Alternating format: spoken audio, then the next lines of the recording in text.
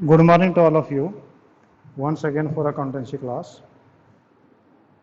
On Friday we were making discussion on chapter number first, that is meaning and objective of accounting. ये chapter हमारा चल रहा था और उसमें हमने जो स्टार्ट किया था बुक कीपिंग, अकाउंटिंग और अकाउंटेंसी, तीन कंसेप्ट्स के बारे में कि ये तीनों के तीनों दिखाए लगते थे एक जैसे ही हैं, पर ऐसा नहीं था। तो आपका हमने जो है शुक्रवार को हमने फ्राइडे को हम डिस्कस किया था, दैट वाज बुक कीपिंग। आपका बुक कीपिंग क्या है, तो वो मैंने आपको इसकी 4 आइटम्स मैंने आपको बताई थी कि book keeping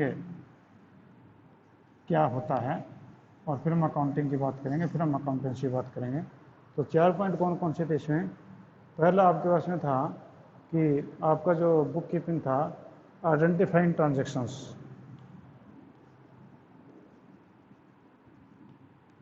identifying transactions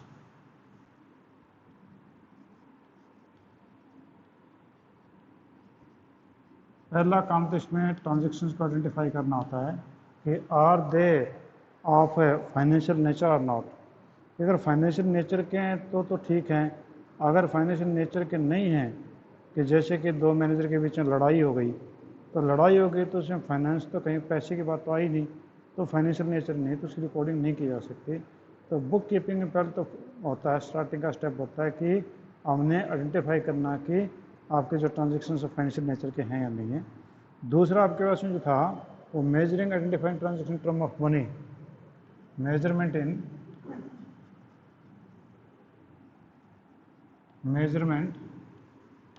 in term of money. जो आपके ट्रांजेक्शन्स थे they are financial nature, then we will measure in term of money. तो वो क्या टर्म ऑफ मनी मेजर हो सकते हैं, नहीं हो सकते? अगर नहीं होंगे तो उनकी रिकॉर्डिंग नहीं होगी। जैसे कि आपका जो है we have 20 tables and 10 chairs, तो ये तो है कि ठीक है कि ये फाइनेंशियल नेचर के हैं, पर केवल ये बोला गया कि we have 20 tables and 10 chairs but these are not measured in term of money, इनकी कीमत नहीं बताई गई, तो वो भी रिकॉर्डिंग नहीं हो सकती। तो दूसरा काम इसका होगा कि मनी मेजरमेंट करना। और तीसरा है वो है आपका enter in book of original entry, in books of original entry. Original entry के बुक्स में एंट्रियाँ करना। ओरिजिनल एंट्री बुक्स कौन सी हैं? जर्नल या सब्सिडरी बुक, जो मैंने आपको पहले डिस्कस की हैं, तो उनमें से किसी एक में एंट्री करेंगे। और फिर जो है posting in ledger, posting in ledger, या हम इसको क्लासीफाइंग भी बोलते हैं, ठीक है। तो यानी ये 4 काम है, ये आपके होते हैं बुक कीपिंग में। तो अगर ये चारों में कोई फंक्शन आपका हो रहा है तो इसका that is the part of है बुक कीपिंग, वो बुक कीपिंग का पार्ट है। यानी पहला आइडेंटिफाइंग और ट्रांजेक्शन्स, दूसरा मेजरमेंट टर्म ऑफ मनी, फिर उसके ओरिजिनल बुक्स में एंट्री करना, और फिर इसको क्लासीफाई करना, लेजर बनाना, ठीक है। और उसके बाद में आपका नेक्स्ट है अकाउंटिंग, ठीक है जी। तो ये तो आपका था बुक कीपिंग। अब आगे अकाउंटिंग। अकाउंटिंग में कोई किस किस को कहेंगे? तो अकाउंटिंग जहाँ बुक कीपिंग ख़त्म होती है वहीं अकाउंटिंग शुरू होती है। यानी बुक कीपिंग का नेक्स्ट जो स्टेप है दैट इज़ अकाउंटिंग। तो अकाउंटिंग में जो है आप क्या करते हैं कि summarising the classified transaction in the form profit and loss account and balance sheet. ये कहते हैं क्लासिफाइड है, यानी इसको हमने क्लासीफाई बोला था लेजर को, यानी हमने इसको क्लासीफाइड ही बोल दिया, ठीक है। जो यहाँ पर आपके क्लासीफाइड जो ट्रांजेक्शन्स थे, जो क्लासीफाइड हमने किए थे, उनको समराइज करना और प्रॉफिट एंड लॉस अकाउंट और बैलेंस शीट बनाना। यानी सीधा मैं ये बोल दूँ कि प्रिपेयर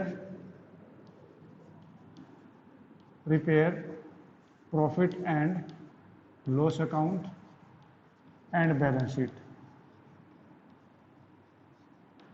यानी आपका यहाँ पर तो क्या था कि यहाँ पर तो लेजर तक का काम था, यानी क्लासीफाइंग तक का काम था। अब इस क्लासिफिकेशन से या लेजर से आप प्रिपेयर करेंगे आपका profit and loss account and balance sheet. आपको ध्यान हो, मैंने अकाउंटिंग साइकिल बता दी चैप्टर में, तो उसमें क्या था कि आपका जो पहला ट्रांजेक्शन था उसके बाद ट्रांजेक्शन के बाद में जनरल एंट्री थी, जनरल से लेजर था, लेजर के बाद में प्रॉफिट एंड लॉस अकाउंट या फाइनल अकाउंट था। उसके बीच में एक ट्रायल बैलेंस भी आता है और trial balance double entry system का पार्ट नहीं है, ठीक है। उसके बाद में analysing and interpreting the summarise result, in other words drawing the meaningful information from profit and loss account and balance sheet, ठीक है। Analysing,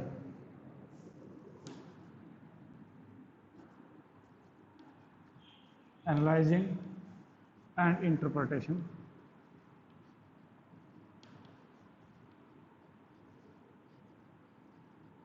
analyzing and interpretation, analyzing and interpretation का मतलब क्या हुआ कि when we prepare the profit and loss account and balance sheet, then we will try to draw out some conclusions।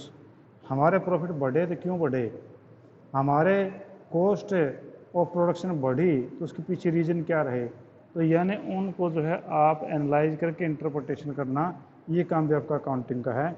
और last है communicating information to the interested parties, यानी communication बोल लें।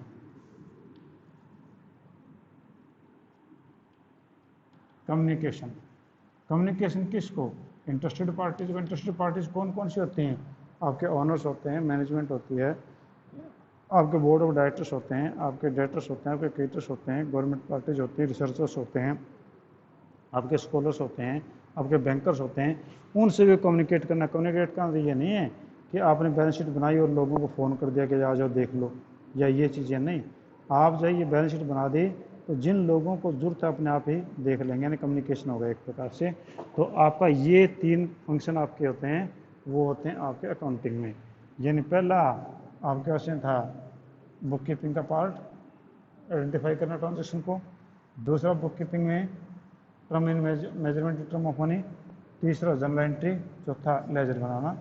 और अकाउंटिंग का पहला काम था लेजर से प्रॉफिट एंड लॉस अकाउंट और बैलेंस शीट बनाना, फिर उनका एनालाइजिंग करना यानी उनका मीनिंग निकालना, और उसके बाद कम्युनिकेशन यानी उन पार्टीज को कम्युनिकेट करना जो पार्टीज इंटरेस्टेड हैं, ठीक है जी। अब हम ये कह सकते हैं कि अकाउंटेंट का काम जो है वो कहते हैं कि अकाउंटेंट का काम जो बुक कीपिंग से ज़्यादा है, ठीक है। ये कहते हैं 10 an accountant work goes beyond that of book keeper, कि अकाउंटेंट का काम जो बुक कीपिंग से, बुक कीपर से ज़्यादा। बुक कीपर का काम क्या है, जर्नल और लेजर बनाना, जबकि अकाउंटेंट का काम जो है वो उससे आगे वाला काम करना होता है, यानी एनालाइजिंग करना, फिर उनका जो है रिपोर्टिंग करना, वो सारे काम उसके अंदर आते हैं। तो यानी कहना ये हुआ कि बुक कीपिंग जहाँ ख़त्म होगी वहीं से आपका जो है वो अकाउंटिंग स्टार्ट होती है। और नेक्स्ट आपके पास आता है अकाउंटेंसी, ठीक है। इससे अगला जो आता है वो आता है अकाउंटेंसी। अकाउंटेंसी, अब अकाउंटेंसी तो आप अपने बुक के ऊपर भी देखोगे तो बुक का नाम अकाउंटेंसी का है, ठीक है। यानी हम अकाउंटेंसी पढ़ रहे हैं, तो अकाउंटेंसी का मतलब क्या हुआ कि ये तो एक पूरा का पूरा नियमों का, एक रूल रेगुलेशंस का एक गाइडलाइन है पूरी की पूरी। यानी आपका बुक कीपिंग कैसे बनेगी, आपका अकाउंटिंग से कैसे काम करेगी, वो सारा का सारा अकाउंटेंसी में बताया जाता है। तो ये कहते हैं कि it refers the systematic knowledge of accounting concerned with the principle and technique which are applied in accounting. ये कहते हैं कि सिस्टमेटिक नॉलेज देता है कि आप जो है अकाउंटिंग किसी चीज़ करते हैं तो उसमें कौन से प्रिंसिपल्स और कौन सी टेक्निक उसके अंदर अप्लाई हो रही है उनके बारे में बताता है। It tells how prepare the books of account, कि ये बताता है कि आप बुक ऑफ अकाउंट कैसे प्रिपेयर करोगे, हाउ टू समराइज, उनको समराइज कैसे करोगे, और इन्फॉर्मेशन को कम्युनिकेट कैसे करोगे। यानी इन चीज़ों के बारे में कि आप जो है कैसे आइडेंटिफाई करोगे वो आपकी ये फाइनेंशियल ट्रांजैक्शन है या नहीं है, आप उनको कैसे डिसाइड करोगे कि किस प्रकार से मनी मेजरमेंट होगा, कैसे डिसाइड करोगे कि जनरल एंट्री कैसे होंगी, कैसे डिसाइड करोगे क्लासिफिकेशन कैसे होगा, कैसे डिसाइड करोगे कि प्रॉफिट एंड लॉस अकाउंट कैसे बनेगा, कैसे डिसाइड करोगे कि एनालाइजिंग एंड इंटरप्रिटेशन कैसे करोगे, और कैसे डिसाइड करोगे कम्युनिकेशन कैसे हुआ। तो इन सारों के जवाब जो देता है वो अकाउंटेंसी देता है। यानी अकाउंटेंसी जो है ये दोनों के दोनों तो एक अलग चीज़ है, उनको बताने वाला सिस्टम अकाउंटेंसी है, ठीक है। तो accountancy is more wider than book keeping and accounting, ठीक है। तो ये आपके पास 3 चीज़ें थी, बुक कीपिंग क्या होती है, अकाउंटिंग क्या होती है, अकाउंटेंसी आपकी क्या होती है, ठीक है। अब इसके बेस में जो है डिफरेंस देखते हैं कि difference between book keeping and accounting. Book keeping और अकाउंटिंग दोनों में क्या डिफरेंस है, दोनों में आपके सामने ही है। तो इसमें 4 फंक्शन, इसमें 3 फंक्शन है। तो हम देख लेते हैं कि बुक कीपिंग और अकाउंटिंग में कौन कौन से डिफरेंस होते हैं, क्योंकि डिफरेंस करने से थोड़ा सा आपको और ज़्यादा क्लियरिटी आ जाती है कि इसका मीनिंग है क्या एक्चुअल में। ठीक है, तो हम डिफरेंस जब भी करो तो आप कभी पैरे में मत किया करो। कई बच्चे पैराग्राफ बना देते हैं, उसमें नहीं करना, बल्कि आप जो इस प्रकार से एक टेबल बनाओगे, तो आपने एक यूं टेबल बनाई, ठीक है, और टेबल बना के यहाँ पे ले लिया अपने basis, basis of difference. Difference के बेसिस कौन कौन से हैं? सबसे पहले आप ले लीजिए बुक कीपिंग। ये बुक कीपिंग में देखेंगे हम,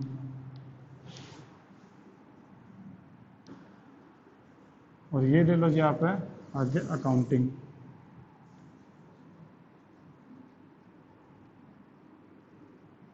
दोनों में क्या डिफरेंस है वो हम करते हैं। पहला स्कोप, आपका स्कोप जो है कितना है, स्कोप। तो इसके स्कोप तो केवल आपकी 4 चीज़ें थी, कहता है कि इट इंक्लूड्स, कौन कौन चीज़ें इसके अंदर, वो मैंने 4 चीज़ें बताई थी। पहला आइडेंटिफिकेशन, आइडेंटिफिकेशन था, आइडेंटिफिकेशन ऑफ ट्रांजैक्शंस, पहला ट्रांजैक्शन आइडेंटिफिकेशन था। दूसरा measurement, measurement in term of money.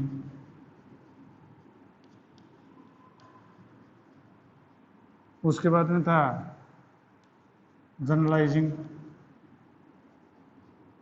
Journal entry करना। उसके बाद में था प्रिपेयरिंग लेजर, लेजर प्रिपेयर करना। ये इसके अंदर काम, ये चीज़ें थी। जबकि उसके अंदर आपका क्या था, पहला आपका ऐसा था preparing, preparing profit and loss account and balance sheet. अभी मैंने 3 फंक्शन बताए थे वही। अगला जो दूसरे इसमें था एनालाइजिंग, एनालाइजिंग एंड इंटरप्रिटेशन।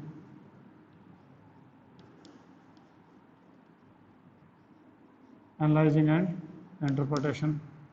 और अगला जो था वो था आपका कम्युनिकेशन, कम्युनिकेशन। यानी इसका ये बना कि इनका स्कोप तो इन जगहों पे, इसका स्कोप इन जगहों पे है। तो पहला डिफरेंस था आपका स्कोप का हुआ, ठीक है। दूसरा लेते हैं वो स्टेज, स्टेज। तो ये आपकी प्राइमरी स्टेज है, ये आपकी प्राइमरी स्टेज है, जबकि ये आपकी सेकेंडरी स्टेज है, ये आपकी सेकेंडरी स्टेज है। यानी सबसे पहले ये बनती है, उसके बाद में ये बनती है, सेकेंडरी स्टेज है। तीसरा आपका है वो ऑब्जेक्टिव। तो इसका जो ऑब्जेक्टिव है, हम क्यों करते हैं, तो इसका ऑब्जेक्टिव जो होता है वो आपका होता है जी maintain systematic record, to maintain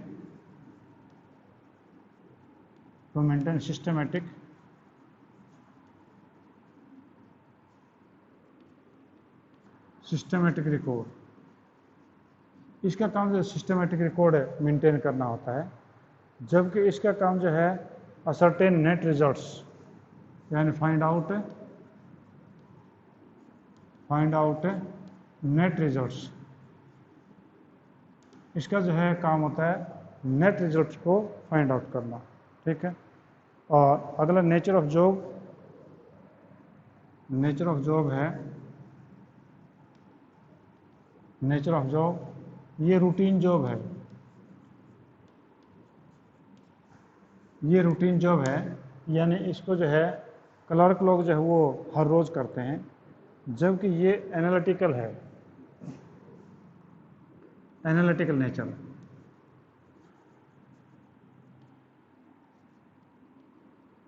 analytical nature, analytical होता है एनालाइज करना, विश्लेषण करना।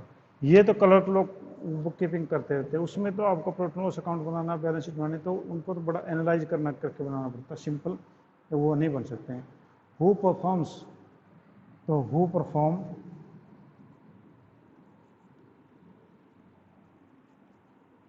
इसको कौन करता है, तो ये होगा जूनियर स्टाफ। जूनियर स्टाफ यानी आपके क्लरिकल टाइप के हैं, और ये जो परफॉर्म करता है वो सीनियर स्टाफ। और जूनियर सीनियर स्टाफ होता है वो पोस्ट के हिसाब से होता है, ना कि एज के हिसाब से। जो क्लरिकल है वो जूनियर स्टाफ है, जो आपका ऑफिसर है वो सीनियर स्टाफ है।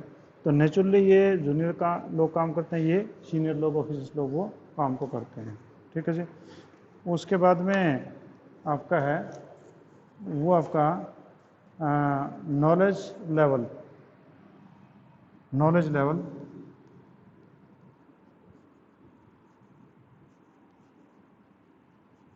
नॉलेज लेवल आपका क्या होगा, तो इसमें कहता है कि limited knowledge level is required. Limited knowledge is required. इसमें लिमिटेड नॉलेज की जरूरत है, केवल क्लरिकल काम को ज़्यादा काम नहीं होता है। जबकि इसके अंदर जो हायर लेवल है knowledge required, higher level knowledge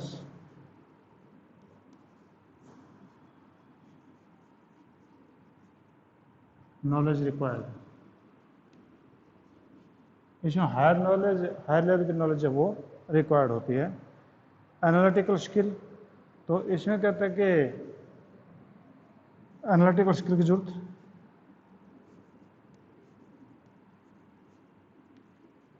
analytical skill यानी आपका जो विश्लेषण करने की कला जो है उसकी क्या जरूरत है, तो कहता है कि नॉट रिक्वायर्ड। आपका यहाँ पर कोई एनालिटिकल स्किल की जरूरत नहीं है, नॉट रिक्वायर्ड। जबकि इसके अंदर रिक्वायर्ड एनालिटिकल स्किल की इसमें जरूरत पड़ती है। ठीक है जी। तो ये आपके पास में थे डिफरेंस। एक बार दोबारा से फिर देख लो कि आज मैंने आपको बताया था कि बुक कीपिंग, अकाउंटिंग और अकाउंटेंसी तीनों के बारे में बताया था। ठीक है। फिर हमने बात की कि डिफरेंस की, कि डिफरेंस क्या है। तो पहला डिफरेंस आप देख लो जी, वो आपके पास है पहला डिफरेंस स्कोप। इसमें जो स्कोप है वो आपके 4 चीज़ों तक ही लिमिटेड हैं, यानी आपका आइडेंटिफिकेशन ऑफ ट्रांजैक्शंस, फिर मेजरमेंट है इन टर्म ऑफ मनी और जनरलाइजिंग, और उसके बाद में प्रिपेयरिंग लेजर। तो ये यहाँ तक है। जबकि उसमें preparing profit and loss account and balance sheet, analysing and interpretation और कम्युनिकेशन ये करते हैं। इसमें आपकी स्टेज, ये आपकी प्राइमरी स्टेज है, जबकि सेकेंडरी स्टेज है। इसका ऑब्जेक्टिव जो है मेंटेन सिस्टमेटिक रिकॉर्ड होता है, जबकि इसमें फाइंड आउट है इसमें जबकि होता है फाइंड आउट द रिजल्ट्स। इसमें रिकॉर्ड मेंटेन करना, तो उसमें रिजल्ट निकालना होता है। और इसमें जो है नेचर ऑफ जॉब, ये रूटीन का जॉब है, क्लर्क लोग हर रोज़ करते हैं। जबकि एनालिटिकल जॉब है ये साल में एक आध बार होता है। ठीक है। इसमें कौन परफॉर्म करता है, जूनियर स्टाफ होता है, क्लरिकल क्लर्क्स होते हैं। इसमें सीनियर स्टाफ एंड ऑफिसर्स होते हैं। और नॉलेज ऑफ लेवल, इसमें लिमिटेड नॉलेज रिक्वायर्ड होती है, जिसकी हायर लेवल नॉलेज रिक्वायर्ड होती है। एनालिटिकल स्किल इसमें रिक्वायर्ड होती है, उसमें एनालिटिकल स्किल की कोई ज़रूरत नहीं होती है। ठीक है जी। तो हम कल जो है वो करेंगे वो distinction between accountancy and accounting, उसका डिस्कस करेंगे। और फिर जो कुछ फील्ड्स हैं इसके टाइप और सब फील्ड ऑफ अकाउंटिंग, अकाउंटिंग के टाइप कौन कौन से ये करेंगे। और फिर आपके इंटरनल और एक्सटर्नल यूजर्स हैं और उसके एडवांटेज डिसएडवांटेज हैं। ये आपके लगभग 3 दिन का लेक्चर हो गया था, इसमें 2 या 3 दिन में आपका ये कंप्लीट हो जाएगा। हाँ जी, anything you want to ask, कोई चीज़ आप पूछना चाह रहे हैं तो आप मेरे से पूछ सकते हैं। ठीक है जी। हाँ, आप होमवर्क जो है वो ज़रूर करते रहें। होमवर्क आपका मस्ट है, क्योंकि अकाउंटेंसी का होमवर्क भी 2 ही बच्चों का आया है, उसमें ज़्यादा का नहीं आया है। बिजनेस स्टडी में 3 बच्चों का आया है, और बाकी हमारे क्लास में जबकि जो लगभग 13-14 बच्चे हैं। ठीक है। तो इतने बच्चे, कम बच्चों का काम आ रहा है, इसका ये है कि या तो समझ में नहीं आ रहा, या आप लोग अभी लेजी हैं कि काम बाद में कर लेंगे, या सोच रहे हैं कि देखे जाए जैसे 10वीं पास हो गया ऐसे इसमें हो जाएंगे। तो पास होना ना होना अलग मैटर है, और किसी सब्जेक्ट को समझना एक अलग चीज़ है। क्योंकि पास तो हो या ना हो इससे कोई खास फर्क नहीं पड़ता, पर अगर नॉलेज नहीं होगी तो बड़ी परेशानी होती है। तो इसलिए आपको यूँ मान के चलो कि मुझे सब्जेक्ट को सीखना है और इसीलिए आपने काम भी करना है। ठीक है जी, इसलिए आप काम जरूर करके मेरे पास हैं भेजिए। बुक्स मैंने आपको बता दी थी, DK गोयल अकाउंटेंसी में, और पूनम गांधी वो बिजनेस स्टडी में। ठीक है जी, thank you, have a nice day. कल फिर मिलते हैं।